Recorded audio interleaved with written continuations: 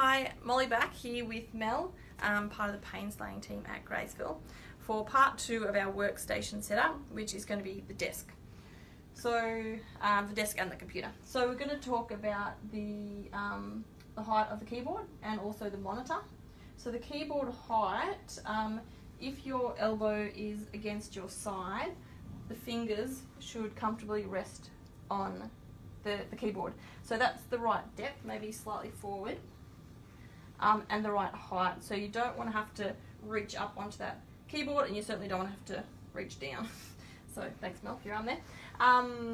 The next thing we're going to talk about is the monitor height. Now laptops aren't ideal because they're really close to the keyboard.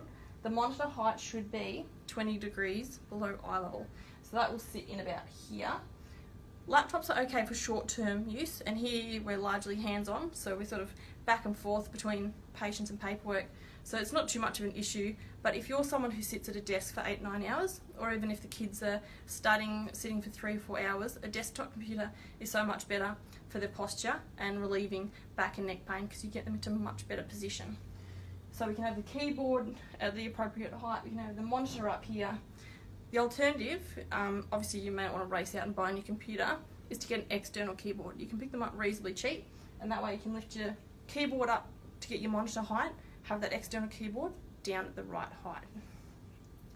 The other things that are quite important is the other things you use around the desk. So it might be a phone, it might be a stapler, some pens. The things that you use regularly have within that elbow reaching distance. So her sort of span is about here. Anything that you don't use regularly, it might be a printer, or maybe you don't use the phone that often, put it out of the way so you've got to get up and go and get it, and that will mean it forces you to have a few breaks through the day, and it means that you're not constantly reaching. We see a lot of people in here with shoulder pain and neck pain from just overreaching at that desk. So that's an ideal desk setup for your home or office.